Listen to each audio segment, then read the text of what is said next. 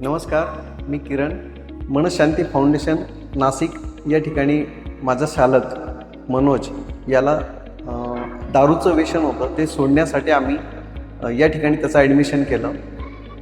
साधारण आमचं असं ठरलं होतं की 3 महिने ठेवायचं, परंतु 3 महिन्याच्या आत 1 महिन्यातच त्याच्या बऱ्याचशा सवयी ह्या सुटल्यात आणि तो कवर झाला.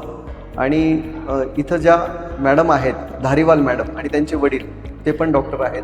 दोघांनी मिळून अतिशय पराकाष्ठ म्हणजे अतिशय कष्टाने त्याच्यावर लक्ष ठेवलं. दिनचर्या ही सुधरवली, स्वतःची कामं स्वतः करायला लागला आणि खूप छान त्याला स्वतःला आत्मविश्वास वाढला. मॅडम काउन्सिलिंग करून दररोज काउन्सिलिंग करत असेल, तर त्याच्यातून त्याचं मन परिवर्तन झालं आणि स्वतःचा आत्मविश्वास त्याचा वाढला. त्यामुळे तो याच्यापुढे ड्रिंक घेणार नाही याची तो ग्वाही देतो.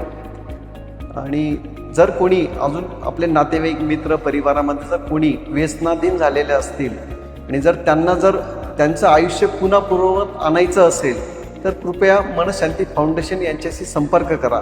खाली डिस्क्रिप्शनमध्ये नंबर येईल, त्यांच्याशी संपर्क करा आणि पेशंटचं आयुष्य संपन्न करा. धन्यवाद.